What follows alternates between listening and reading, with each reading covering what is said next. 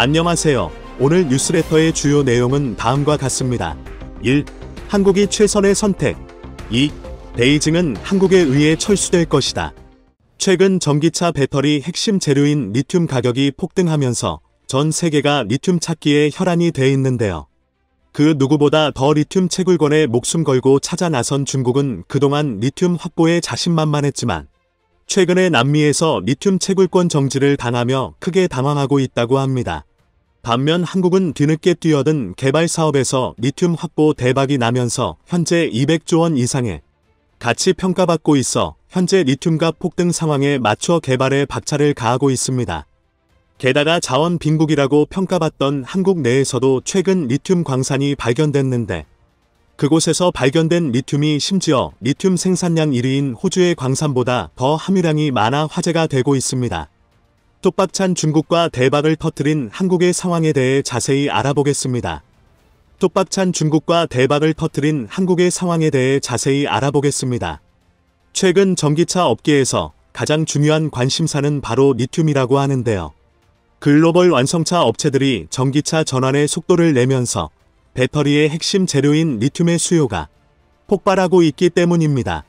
하지만 공급이 수요를 따라가지 못해 리튬 가격이 치솟고 있는 중으로 수요가 가장 많은 중국에선 얼마 전 탄산 리튬 가격이 T당 48만 이하 약 9,300만 원을 넘기며 사상 최고치에 근접했습니다.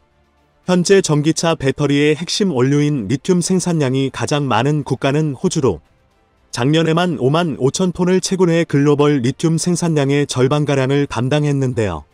또 전 세계 리튬의 잠재 매장량은 남미에 집중된 상태로 볼리비아, 칠레, 아르헨티나에 걸친 남미의 광물 지대는 전 세계 리튬 매장량의 55%를 차지합니다. 그래서 이들 국가에 있는 리튬을 어떻게 확보하느냐가 중요한 요소로 떠오르고 있는데요. 그런데 최근 남미에서 불고 있는 리튬 보호주의가 글로벌 자동차 기업들을 난감한 상황에 몰아넣고 있습니다. 월스트리트 저널에 따르면 리튬 삼각지대의 선두 주자인 칠레가 환경보호, 자원 안보를 이유로 리튬 광산에 대한 장악력을 높여가고 있습니다. 가브리엘 조리치 칠레 정권은 원자재 채굴 민영화를 적폐로 보고 있는데 최근 리튬을 개발할 국영기업 설립을 추진하면서 장벽을 쌓고 있습니다. 일각에서는 이를 두고 전기차 시장 성장의 병목 현상을 일으키는 주된 원인이 될 수 있다고 우려하고 있는데요. 그런데 이런 상황에 대해 가장 크게 당황하고 있는 곳이 바로 중국이라고 합니다. 리튬 가격이 연일 사상 최고치를 경신하고 있는 와중에 중국 전기차 1위 업체인 비아디가 칠레에서 리튬을 확보하려다 가로막혔기 때문입니다. 차이신에 따르면 칠레 법원은 아타카마주 정부가 비아디를 상대로 제기한 리튬 채굴권 경매 효력 중지 가처분을 인용했습니다. 칠레 아타카마주는 리튬이 매장된 소금 호수가 분포된 지역으로 앞서 칠레 광업부는 이곳에서 8만 T의 리튬을 채취할 수 있는 채굴권 경매를 진행했었습니다. 그 결과 중국 기업 비아디와 칠레 광산업체인 SOMN이 낙찰받았는데 비아디는 이를 통해 처음으로 리튬을 직접 채굴할 수 있는 권한을 확보했습니다. 그래서 중국은 칠레의 리튬 채굴권을 확보해 자신만만해하고 있었는데요. 하지만 아타카마주 정부는 해당 경매에 대해 환경 파괴 우려를 제기했습니다. 또 칠레 현지 주민들이 리튬 채굴 과정에서 지역 물 공급에 문제가 생길 것이라며 소송을 제기했는데 칠레 대법원은 사전 합의가 없었다며 주민들의 손을 들어줬습니다. 결국 중국은 앞서 체결한 리튬 채굴 계약이 취소됐고 밥 줬던 게 지붕 쳐다보는 신세가 됐습니다.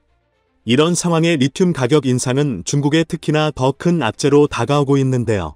한국자원정보서비스에 따르면 28일 기준 탄산 리튬 가격은 T당 6만 9,260달러 약 9,300만 원 수준으로 올해 4월 역사상 최고치를 기록했던 가격을 넘어섰습니다. 현재 중국 업체들이 주력으로 삼은 저가 배터리는 바로 LFP 배터리로 리튬이 너무 비싸져서 가격 경쟁력을 잃게 됐습니다. 실제로 LFP 배터리는 에너지 밀도가 낮음에도 배터리 원가가 낮다는 게 장점이었지만 리튬 가격 폭등에 이를 주력으로 밀고 있는 중국은 크게 손해를 보게 생겼는데요. 반면 한국 배터리는 LFP 배터리에 비해 성능이 좋은 NCM 배터리가 주력으로 니켈, 코발트, 망간 가격도 오르긴 했지만 폭등한 것은 아닙니다. 현재 추세라면 LFP 배터리 가격이 NCM 배터리를 넘어설 수도 있다고 보고 있는데요. 그렇게 되면 누구도 에너지 밀도가 낮은 중국의 고가 LFP 배터리를 사려고 하지 않을 것입니다. 이런 이유로 삼원계 배터리를 주로 생산하는 한국 배터리 업계에 오히려 기회가 될 수 있다는 뿐만 아니라 한국은 포스코가 리튬 확보에 큰 역할을 하고 있습니다. 포스코가 호주 리튬 광산 기업인 필바라미네랄서와 작년 말 합작 투자 계약을 맺고 수산화 리튬 국내 생산을 준비하고 있기 때문입니다. 이에 따라 포스코는 수산화 리튬 추출에 필요한 리튬 광석을 필바라에서 연간 31만 5천 톤씩 공급받고 100% 수입에 의존했던 리튬 국내 생산 준비에 탄력이 붙을 전망인데요. 앞서 포스코 리튬 솔루션은 광양 율촌산업단지에 수산화 리튬 공장을 착공했는데 내년 하반기부터 연간 4만 3천 톤의 수산화 리튬을 생산할 수 있을 것으로 전망됩니다.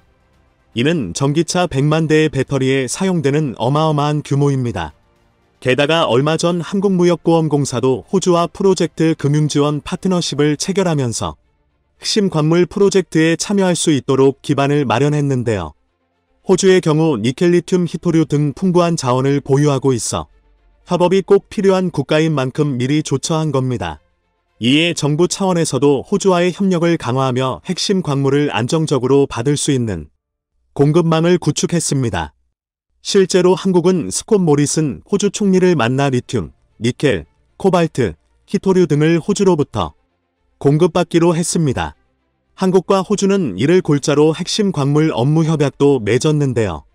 이런 분위기에 힘입어 최근 포스코도 호주에서 리튬 개발 투자에 나서며 호주 자원 개발 기업 행콕과 전략적 업무 협약을 체결하는 성과를 냈습니다. 내친 김에 포스코는 리튬 매장량 1위 남미를 본격적으로 공략하기로 했는데요. 사실 포스코는 일찌감치 리튬 가치를 높게 보고 투자를 아끼지 않았었습니다. 포스코가 리튬 개발에 자신감을 갖고 뛰어든 건 10년 전 볼리비아 리튬 추출 기술 개발로 볼리비아 우유니 소금호수에 매장된 리튬량은 자그마치 전 세계 리튬 매장량의 3분의 1에 해당합니다. 당시 한국은 뒤늦게 사업에 뛰어든 후발주자였지만 단연 우리 기술이 으뜸이었습니다. 포스코가 선보인 기술은 리튬 생산 기간을 12개월 이상에서 1개월 이내, 최소 8시간이면 추출이 가능한 세계 최초의 신기술로 리튬 회수율도 종전 최대 50%에서 80% 이상으로 끌어올렸습니다. 또 2018년 포스코는 아르헨티나 온바레 무에르토 리튬 함수호 광업권을 가지고 있는 호주로부터 이를 인수하고 또 다른 사업에 뛰어들었는데요. 그런데 이처럼 포스코가 미리 확보해 놓은 리튬 호수 가치가 대박이 났습니다. 최근 리튬 가격이 사상 최고치를 기록하면서 포스코가 투자한 아르헨티나 함수호의 추정 가치도 크게 오른 겁니다. 철강업계에 따르면 포스코의 아르헨티나 리튬 함수호의 누적 매출 추정치는 작년 말 103조 원에 달했습니다. 호주로부터 인수할 때보다 가격이 무려 300배가 넘은 건데요. 그런데 이는 작년 기준으로 할 때 리튬 평균 가격 T당 3만 700달러 기준에서 100조 원 규모이고 지금은 리튬 가격이 T당 6만 9천 달러를 넘어서 최소 200조 원 이상의 가치를 지니고 있는 것으로 함수호 가치가 뛴 것은 매장된 리튬 추정량이 늘고 채취할 수 있는 능력이 향상한 면도 있지만 리튬 가격이 가파르게 오른 영향이 큽니다. 그래서 최근 포스코는 아르헨티나 함수호의 리튬 생산에 속도전을 내고 있는데요. 업계에 따르면 포스코 홀딩스는 2024년부터 옴브레 무에르토 함수호의 염수를 활용해 연간 수산화 리튬을 5만 톤 생산할 계획입니다. 이는 전기차 120만 대에 해당하는 2차 전지에 사용할 수 있는 양입니다.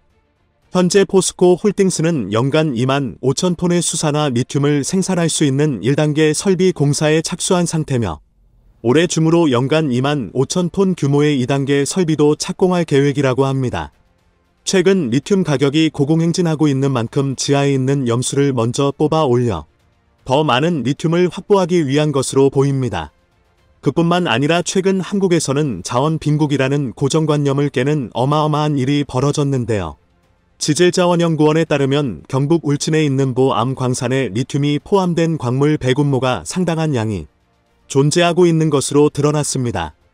이를 토대로 지다연은 재작년부터 보암 광산에서 리튬 추출이 가능한지를 연구하고 있는 상황입니다.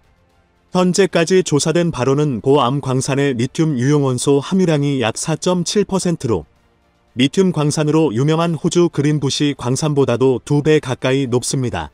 암석에서 리튬을 추출하고 농축하는 기술을 개발한다면 조만간 한국에서도 리튬을 직접 채굴할 수 있을 것으로 보이는데요. 실제로 도시광산을 활용해 희소금속과 희토류를 확보하는 기술은 이미 상용화 단계에 접어들었기 때문에 곧 이를 만나볼 수 있을 것 같습니다. 이제 곧 리튬을 자급자족할 수 있는 한국에게 이제 자원 빈국이라는 말은 어울리지 않을 것 같은데요. 리튬 찾기에 혈안이 돼 있다가 남미에서 크게 충격을 받은 중국이 이 소식을 들으면 한국 영해에 침입하게 되면 무조건 요격하겠다고 선언하라. 그래야 감히 우리 영해를 넘볼 수 없게 된다. 국방력의 우선은 무엇과도 바꿀 수 없는 국가와 국민의 생존권의 최우선이다. 무슨 이유로 네티즌들이 그렇게 반응하고 댓글을 달았을까요? 한번 같이 봅시다. 남중국해에 이어 서해를 영해화하기 위한 중국의 본격적인 군사 활동이 시작됐습니다. 최근 중국은 서해 인근에 군함 수십 척을 배치하고 실사격 훈련을 진행하는 등 한국에서 얼마 떨어져 있지도 않은 곳에서 무력 시위를 벌였는데요. 그런데 얼마 전 우리 군이 비밀리에 진행했던 작전 내용을 발표하자마자 서해 인근에서 훈련하고 있던 중국 군이 기겁하고 펄쩍 뛰었다고 하는 소식이 들려왔습니다. 과연 중국을 기겁하게 만든 한국의 비밀 병기가 무엇인지 자세히 알아보겠습니다. 얼마 전 대만 주변에서 군사 훈련을 진행했던 중국이 이번엔 서해 일대에서 또 한 차례 군사 훈련을 벌였습니다. 22일 시작하는 한미연합훈련 을지 자유의 방패 UFS 훈련을 앞두고 서해 훈련 지역을 늘리며 한미 양국을 견제하는 모습을 보였는데요. 중국해 사국에 따르면 다른 해 사국은 항행 안전 정보를 통해 15에서 20일까지 서해 북부 지역에서 군사 임무를 진행한다고 공지했습니다. 그러면서 해 사국은 해당 해역 내에 4개 지점을 적시하고 군사 임무 기간 해역으로 선박 진입을 금지한다고 덧붙였습니다. 중국 당국은 이번 군사 임무 내용을 공개하지 않았지만 좌표 확인 결과 해당 지역은 랴오닝성 다렌시와 산둥성 웨이하이시 사이 해역인 것으로 알려졌습니다. 눈에 띄는 점은 해당 지역이 백령도에서 불과 약 100km 거리로 한반도와 아주 가깝다는 것입니다. 중국은 한미연합훈련 본훈련을 앞두고 서해에서 진행한 훈련 지역을 기존 4곳에서 8곳으로 갑자기 늘리며 대놓고 견제하는 모습을 보인 겁니다. 이렇듯 중국은 서해 인근 해역을 제집 드나들 듯하고 있는데 다른 속셈이 없다곤 볼 수 없을 것 같은데요. 이런 가운데 중국이 올해 들어서만 서해 지역에서 100회 이상의 군사훈련을 실시한 사실이 드러나면서 중국의 큰 그림, 즉 서해 영해화 작업이 들통나 버렸습니다. 주요 언론에 따르면 올해 들어 중국 랴오닝, 산둥, 텐진, 낸 원장 해사 국이 군사훈련이나 실탄 사격을 이유로 항해 금지를 공지한 게 무려 100회에 달했습니다. 이 가운데 25회는 실탄 사격 훈련이었는데 해상 순찰을 포함하면 훈련 횟수는 더 많을 것으로 보입니다. 그뿐만 아니라 중국은 마음대로 설정한 작전 경계라고 주장하는 서해 동경 124도 인근 해역에서도 훈련을 실시하기도 했는데요. 앞서 3월 산둥해 사국은 동경 124도를 동쪽 경계로 하는 해상에 대해 실탄 사격을 하겠다며 항행 금지 구역으로 설정했습니다. 그런데 명백히 이 일대는 국제법상 공해지만 그동안 중국은 동경 124도선 인근에 부표를 설치하거나 한국 함정이 124도 서쪽으로 이동하면 오히려 자신들의 구역에서 나가라고 경고했었습니다. 즉 중국은 제멋대로 서해 해상 경계선을 획정해 더 나아가서는 이곳을 영해화하기 위한 실효적 명분을 쌓고 있는 것 같은데요. 현재까지 한국과 중국은 서해 해상 경계를 정하지 못한 상황으로 동경 124도선이 경계선으로 굳어질 경우 서해의 70%는 중국 관할이 됩니다. 그래서 더욱 중국의 이런 만행에 강력히 대응해야 하는데요. 이처럼 중국은 한반도를 겨냥해 군사력을 계속해서 키우고 있지만 한국에게는 사드는 안 된다며 억지를 부리고 모순적인 모습을 보이고 있는데요. 주요 언론에 따르면 현재 중국은 성주 사드 기지 정상화와 관련해 산불 1차까지 언급하며 압박하는 자세를 취하고 있습니다. 과거에도 중국은 미중 갈등이 심해질 때마다 유리한 상황을 조성하고자 한반도 주변 해공역에서 군사 활동을 늘려왔었는데 이번에도 별반 다르지 않아 보입니다. 그러나 한국은 중국의 말도 안 되는 입장에 강력하게 대응하며 우리의 사드 배치에 대한 중국 반대는 전형적인 내로남불이라는 입장입니다. 실제로 한국은 중국의 한국 내 사드 산불 1차 주장에 대해 사드는 북한 핵과 미사일로부터 국민의 생명과 안전을 지키기 위한 자위적 방어 수단이며 안보 주권 사항으로서 결코 협의 대상이 될 수 없다고 강조했습니다. 또 사드 문제는 우리의 안보 주권에 대한 문제라며 중국은 무기를 수입하거나 개발하고 배치할 때 한국 정부를 고려하고 있느냐고 반문했습니다. 우리도 중국을 향해 당당한 안보 행보에 나서야 할 때로 보이는데요. 그런데 사실 중국이 서해에서 훈련을 진행하기 이전부터 한국은 이미 서해에서 중국을 기다리고 있었습니다. 우리 군 최초 잠수함 발사 탄도미사일 SLBM을 탑재한 3000톤급 장보고 1번함인 도산 안창호함이 미리 투입된 사실이 뒤늦게 밝혀진 건데요. 군 당국에 따르면 해군은 지난주 도산 안창호함을 실전 배치하고 중국 모르게 바다 밑에서 잠복하고 있었습니다. 도산 안창호급은 우리나라 최초의 3000톤급 잠수함으로 기존 독일 기술을 도입해 만든 장보고급 손원 1급과는 달리 설계부터 건조까지 모두 우리 기술인 게 가장 큰 특징입니다. 또 공기부류 추진체계 AIP를 탑재해 몇 주 동안 수중 작전을 할 수 있습니다. 여기에 더해 SLBM을 발사할 수 있는 수직발사대 VAS를 6기 탑재했고 적국 인근 바다에 몰래 침투해 목표를 정밀 타격할 수 있습니다. 우리 군이 개발해 도산 안창호함에 탑재한 SLBM은 현무 2 탄도미사일을 기반으로 만들어졌습니다. SLBM을 보유한 강대국들은 여기에 핵무기를 탑재해 초계 임무를 수행하다가 핵 공격을 받는 등 불의의 사태가 생기면 적국의 핵포복을 하는 용도로 활용하기도 하는데요. 이런 이점을 지닌 잠수함은 작전 측면에선 매우 은밀하게 움직일 수 있으며 애초에 전쟁이 일어나지 않게 감시하고 막을 수도 있다는 전략적인 의미를 함께 지니고 있습니다. 만약 중국이 서해에서 훈련 중 이상한 짓을 하려는 신호가 보이기라도 한다면 즉각 도산 안창호함이 SLBM을 사용해 중국을 정밀 타격할 수 있다는 것입니다. 바다는 넓고 잠수함은 탐지하기 무척 힘들기 때문에 결과적으로 어떤 나라도 다른 나라에 선제 핵 공격을 할 수 없게 됐는데 다시 말하면 언제 어디서 보복당할지 알 수 없기 때문입니다. SLBM을 탑재한 잠수함이 인근 바다에 있다는 점을 이용하면 유사시 적국의 경고를 보내고 억지력을 발휘할 수 있는 겁니다. 이런 이유로 최근 서해에서 군사훈련을 진행했던 중국이 도산 안창호함이 이미 실전 배치됐다는 소식에 벌벌 떨며 긴급히 훈련 종료를 내려버린 것 같습니다. 여기에 더해 한국은 최근 차세대 이지스 구축함 정조대왕 함 진수를 마치면서 중국을 더욱 긴장하게 했습니다. 정조대왕함은 기존의 세종대왕급보다 큰 8200톤급으로 탄도미사일 요격용 수직발사대 능력과 무장력, 스텔스 기능에서 진일보의 전투력이 월등한 것으로 평가받고 있습니다. 특히 최신 이지스 전투체계를 탑재해 탄도미사일의 탐지와 추적, 요격 능력까지 보유해 해상 기반 기동형 삼축체계의 핵심 전력이 될 전망입니다. 게다가 이렇게 주변국의 위협들로 해군 전력 증강의 필요성이 대두되면서 항공모함도 가세하게 됐는데요. 최근 중국이 사격 훈련뿐 아니라 항공모함까지 동원할 정도로 군사적 긴장감을 높이고 있는 가운데 항공모함에 맞설 것은 항공모함뿐이라는 의견에 힘이 실리고 있는 겁니다. 실제로 미국뿐만 아니라 중국의 항모전단에 대응하기 위해 중국과 대립각을 세우고 있는 인도도 수십 년에 걸쳐 항공모함을 만들었습니다. 우리나라는 한국형 경항공모함 건조사업 CVX를 진행하고 있으며 당초 함재기로 F-35B를 실을 것으로 계획됐지만 최근 등장한 KF-21로 인해 새로운 방향성이 제시되고 있습니다. 실제로 현대중공업에서 공개한 CVX 설계를 보면 일반적인 경항모보다 높은 확장성을 갖고 있는데 향후 KF-21을 함재기로 탑재할 것을 고려한 것으로 보입니다. 그뿐만 아니라 최근 한국 연구진들이 한국형 항모에 들어갈 특수갑 판재를 공개하며 항공모함 건조 기술을 계속해서 개발 중이었다는 사실을 밝히며 중국을 또 한 번 깜짝 놀라게 했는데요. 한국의 항모의 갑판대로 사용될 세라믹 복합재 기술은 항공모함을 건조하기 위한 핵심 기술로 군사 강대국인 미국과 러시아만 보유한 기술이었는데 그 다음 세 번째로 한국이 자체 개발하는 데 성공한 것입니다.